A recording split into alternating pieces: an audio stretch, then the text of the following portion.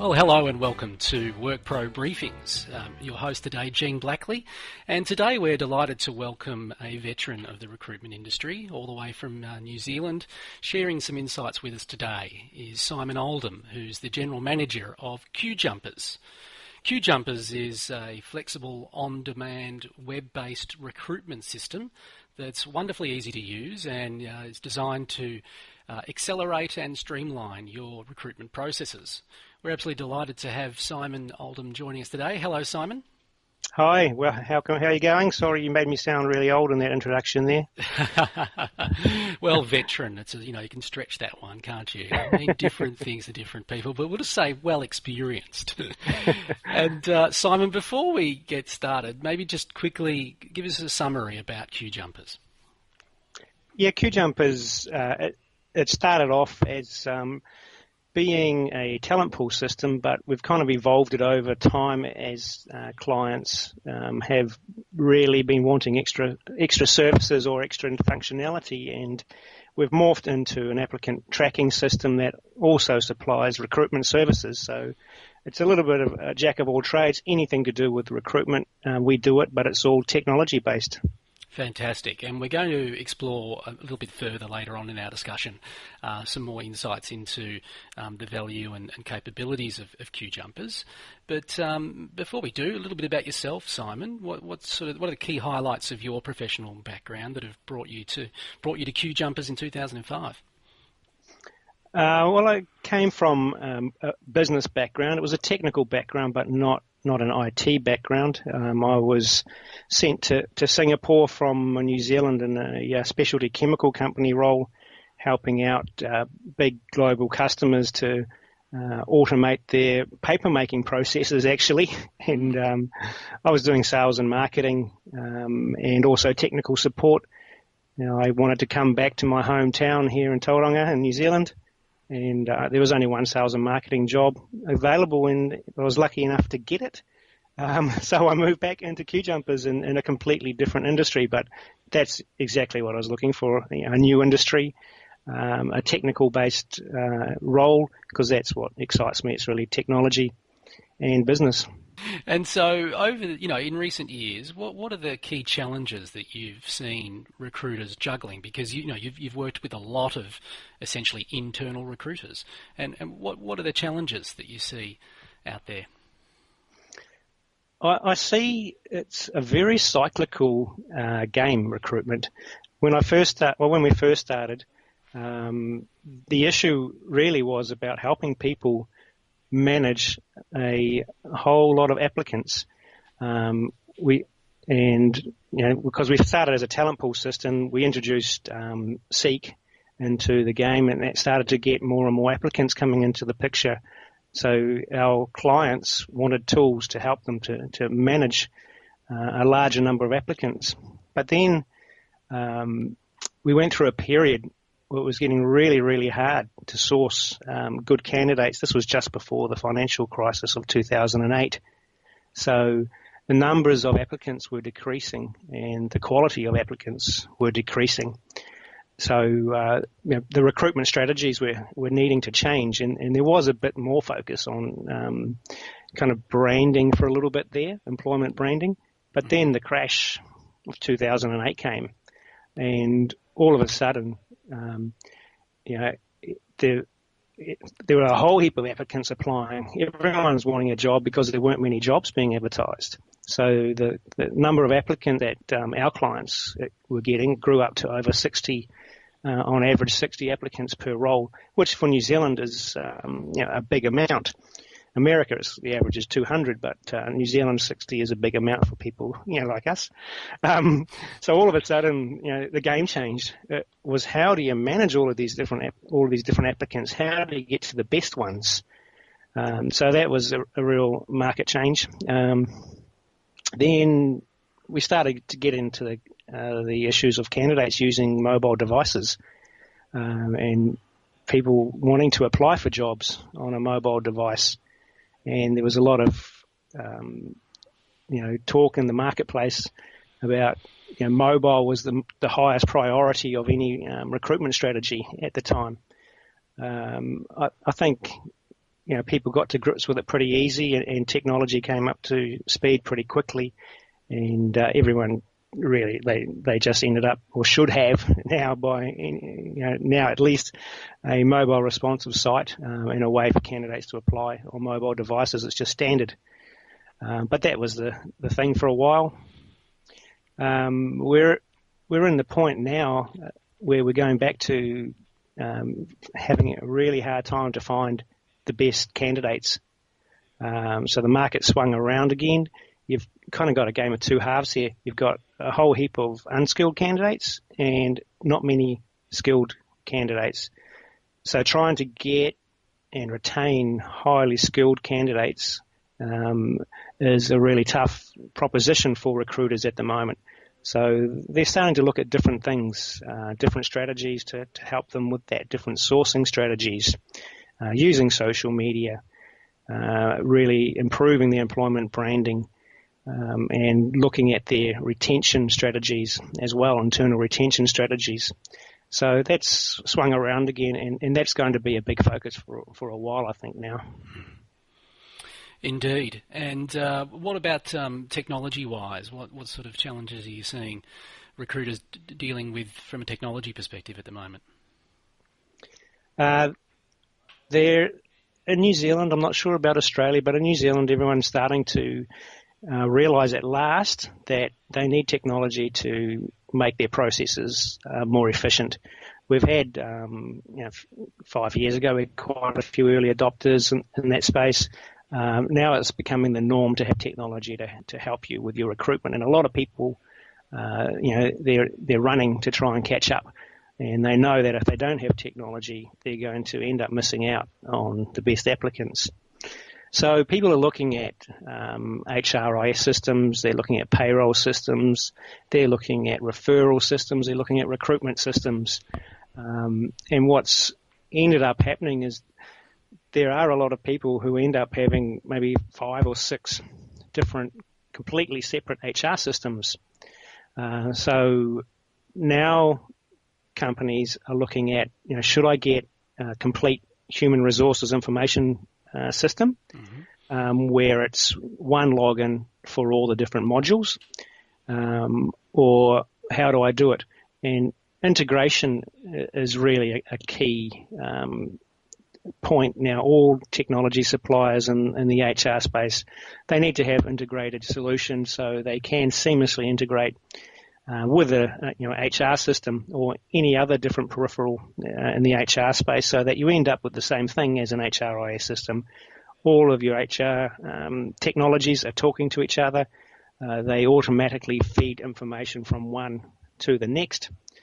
And then, the whole discussion of having to have, one HR system for all of your modules goes away. You can still get the best of breed in certain areas versus having it just one system which is meant to do everything for you, but ends up doing some things really, really well and some things not so well.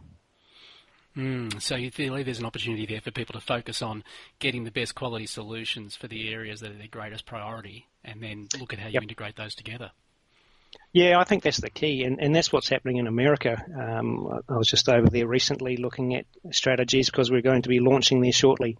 And what they've done is they go for best of breed in their highest pain point, and a lot of the time that is recruitment. So they go for a recruitment best of breed applicant tracking system. They then integrate that with their HR system. So they end up with 2 systems, but they are completely integrated, talking to each other, and there's no issue with having to have separate logins and your IT department complaining about 5 or 6 different systems. Right. Back to the HR challenges out there. Are there other challenges and workforce sort of compliance obligations that you're seeing? Yeah, there's been last couple of years. There's been a massive talk and trend in social media about big data and reporting from that. From my point of view, big data, it's always been here. We've always had it. It's just that now people know that they can actually make better use of it. and that's where I think it's more artificial intelligence or machine learning that's going to take over as opposed from big data. You've got the data, so now we know we can measure it. So what are we going to do with it? So a lot of people have been worried about having awesome reporting systems just because of the hype in the media about big data, but they have these reporting systems, but they don't actually know what to do with it. So that's one thing, and I think we can do better than just big data. So that's where I'm saying, machine learning and AI is the way to go. Well, New Zealand in 2015, we had the Health and Safety at Work Act come into play, which has had a massive impact on the HR compliance in New Zealand. Suddenly, directors of companies are liable for any accidents or incidents that happen at work. And so HR systems, recruitment systems, the focus was gone from them and came on to health and safety systems. I remember we had a lot of deals in the pipeline ready to sign off, and all of a sudden this act came about or was about to be launched, and the recruitment systems got put on hold, payroll systems got put on hold. Everyone went for the health and safety and compliance systems because now they're liable. It's amazing what a bit of legislation can do to force people along. But luckily, that's over. People have got their health and safety systems, and we can focus our clients or potential clients back into the recruitment space, which is the game we're in. Indeed. And another thing, because of that, there are other checks that people have been looking to do as well. So the Ministry of Justice checks now, MOJ, that's really popular for New Zealand employers before they employ someone. Criminal checks, credit checks, all sorts of background checks. It's becoming more and more popular. Yes, indeed. So the challenges, today, I guess what you're really highlighting is the important role that technology can provide in managing all of this. Yeah, definitely. When I talk about MOJ checks, criminal background checks, they're all extra processes that the workers, employers, HR teams now have to do that maybe before they weren't doing. So it's an extra workload. What technology can do is it can eliminate the workload but still get the end results that you're after. And what QJumpers has done is we've integrated with WorkPro to enable our clients to be able to automatically request a Ministry of Justice check for a candidate. Mm-hmm. Their work gets done and the results automatically come back into the system. So there's an example of how technology can help with those processes, and anything to do, from our point of view, if our clients need something in the recruitment process, we don't want them to have to leave the QJumpers system. We want them to be able to do it within the QJumpers system so that it saves them a whole heap of time and all the information is one place. So let's look at that a little more closely then. Elaborate for us on QJumpers and how it can assist recruiters. Yeah, sure. So as I said, it's anything at all that we want that our clients need to do when it comes to recruitment. We want them to be able to do it on QJumpers. So we're continually building integrations with various people, and WorkPro is one of them. And as they expand, automating further things like the criminal checks, credit checks, we will integrate those. We integrate with assessment providers so that if you need an assessment done or a psychometric profile done, you can do it or manage it through our system. The whole idea is, we're trying to help businesses get to the best people as quickly and easily as possible. I guess one of our focuses in QJumpers is we try to really make the process as easy as possible. It's our core. When we're designing the software, when we're looking at new functionality, the first thing we always say is this easy to use or is it going to complicate it?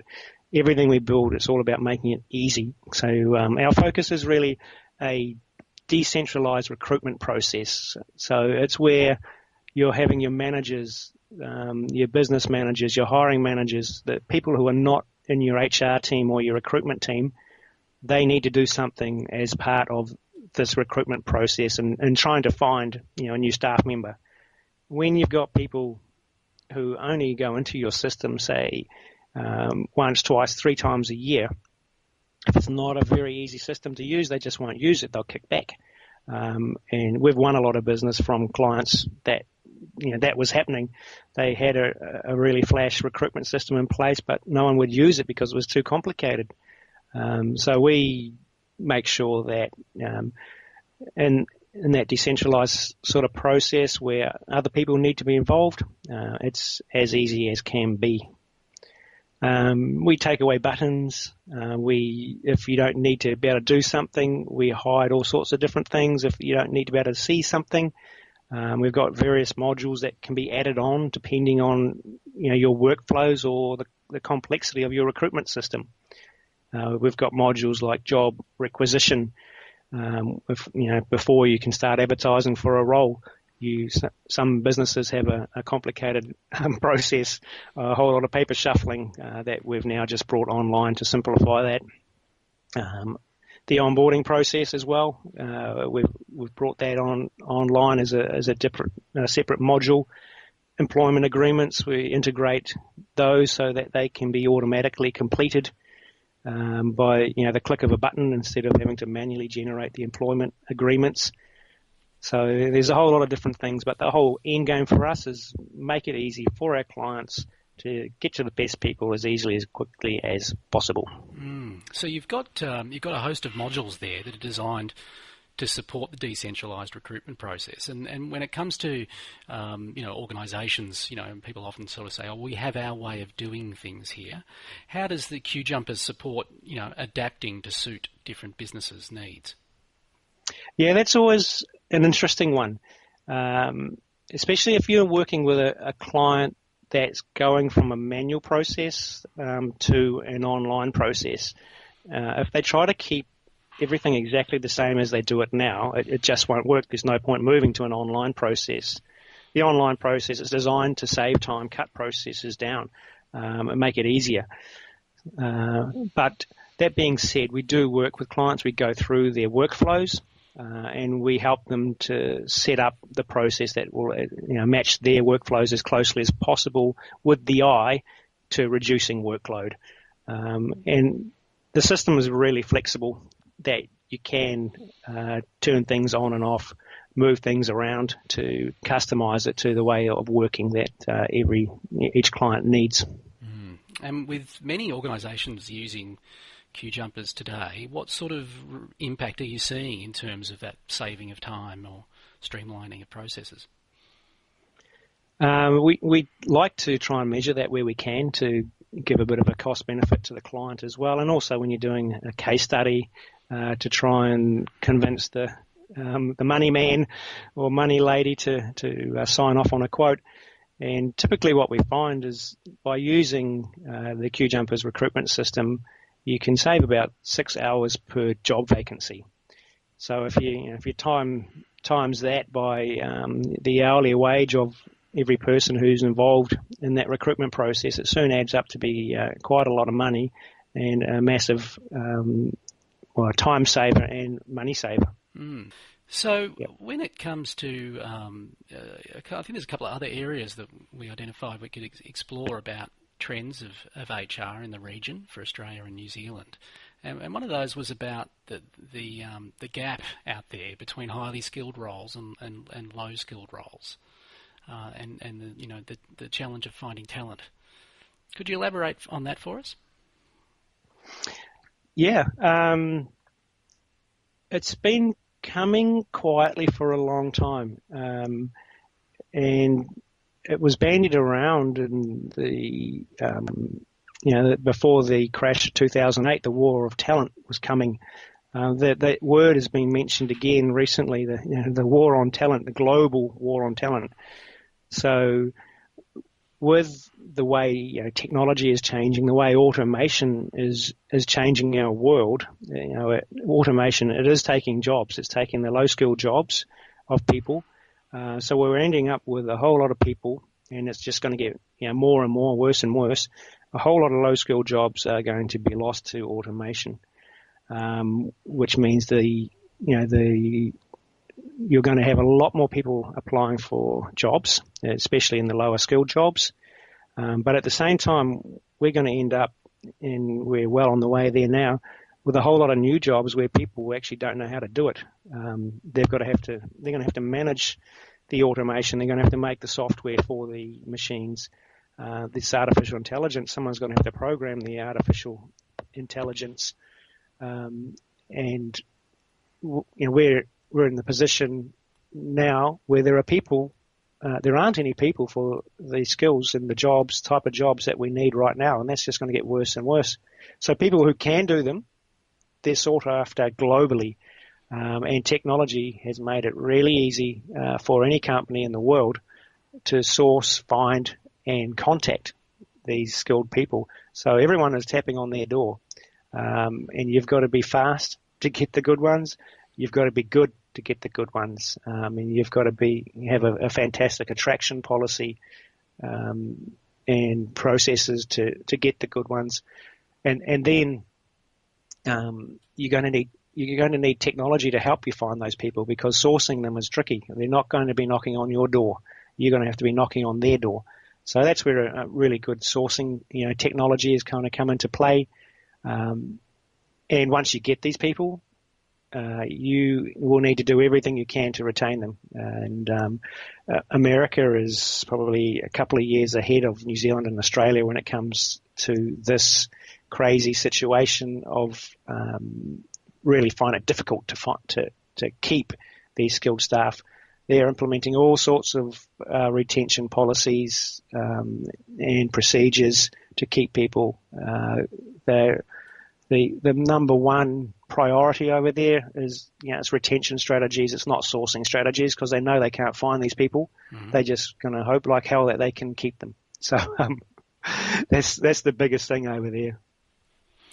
Indeed, and so you talked there about with recruiting, but what about the other end of the process, retention? What are you seeing there? Yeah, well, like I said in just in that last bit with the Americans, that's their biggest pain point, their biggest worry. So there are new systems coming out all the time, new technologies coming into place to try and make sure, there's like internal communication systems. Example, Yammer is one example. Facebook has implemented another system just for a way of employees to talk with one another so that they can communicate and share anything that may be of concern. And HR are actually tapping into these as a way of trying to get a general mood of their staff, but also find out if someone is thinking about leaving and someone good, and doing what they can as soon as they can to turn that around. They're implementing all sorts of things, free lunches, free beer, free rides to work, then anything at all. They're just coming up with anything creative to try and keep people engaged in their company. They're looking at ways to, if they're not happy in their current role, they're focusing a lot more on how can I find something that they would really like to do. So it might be a job change as well. And people in New Zealand and Australia talk about strategies like that of trying to get the right people into the right jobs and career progression. But in America, it's more essential, and it's if they don't do it, they're going to lose people. So they take more notice of that kind of a strategy. And New Zealand and Australia will going to be shortly taking more notice of strategies like that, because we're going to have to. Or we'll lose those good people. Indeed.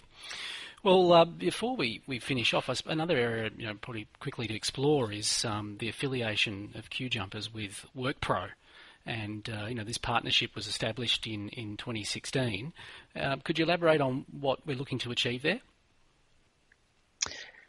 Yeah, we signed a partnership with WorkPro, as you said, in the second half of 2016, and that was because our clients said they wanted to do Ministry of Justice checks, and they wanted to integrate it into their recruitment process. So we were trying to find a good supplier who could integrate into our system. And to tell you the truth, there aren't many people who are very good with technology and integrating background checks, but WorkPro is. So that got us talking. They're good with their technology. And we found out that we were a good fit. We're both trying to do the same things. We're trying to save our clients time and money and use technology to make recruitment easier.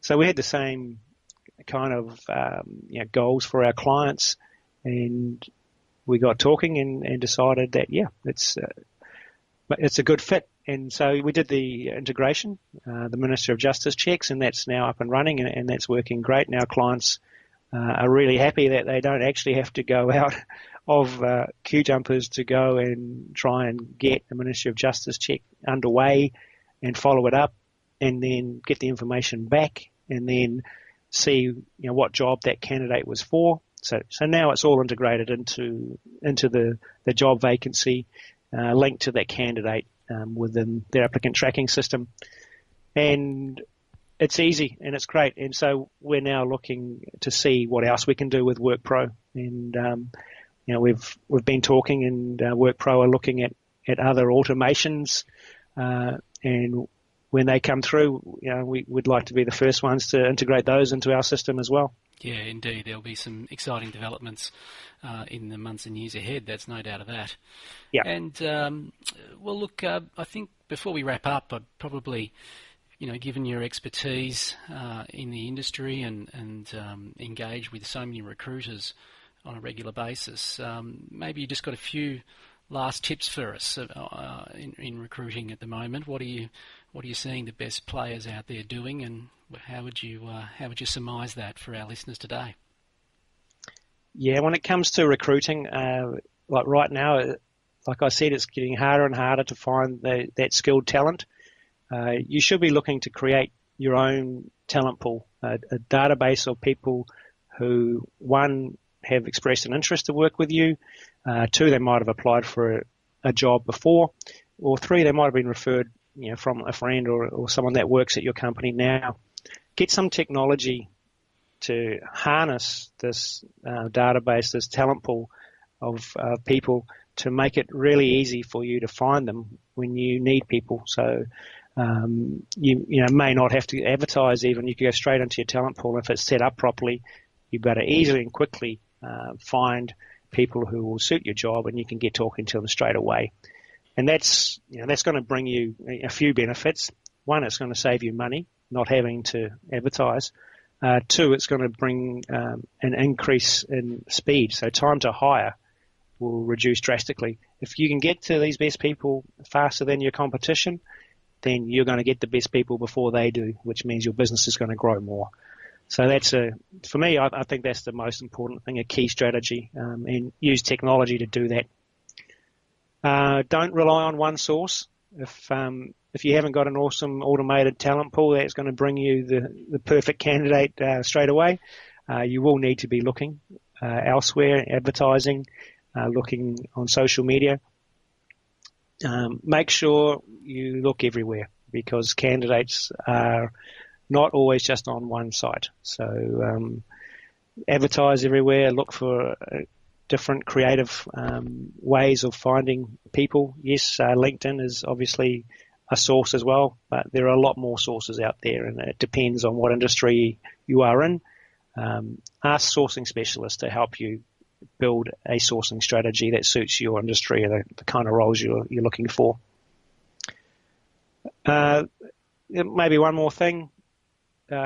Fit is a crucial point when you're hiring people. And I know when it comes to hiring for highly skilled roles now, you think, oh, yeah, I found someone who can do the job.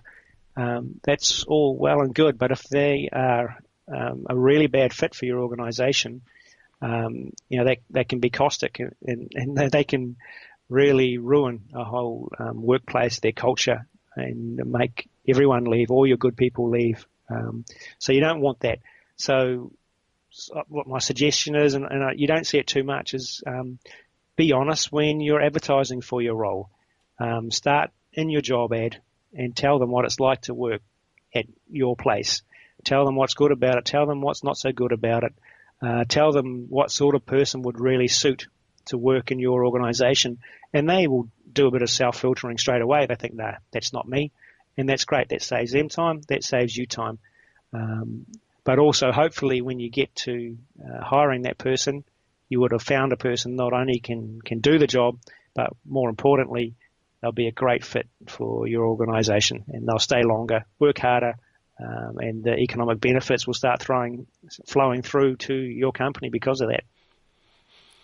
Yeah, indeed. It's a long-term impact, isn't it? That starts out with that process in the beginning. So, great insights, Simon. And it's probably an opportunity to wrap it up there. So, we want to thank Simon Oldham, the General Manager of QJumpers, for joining us today.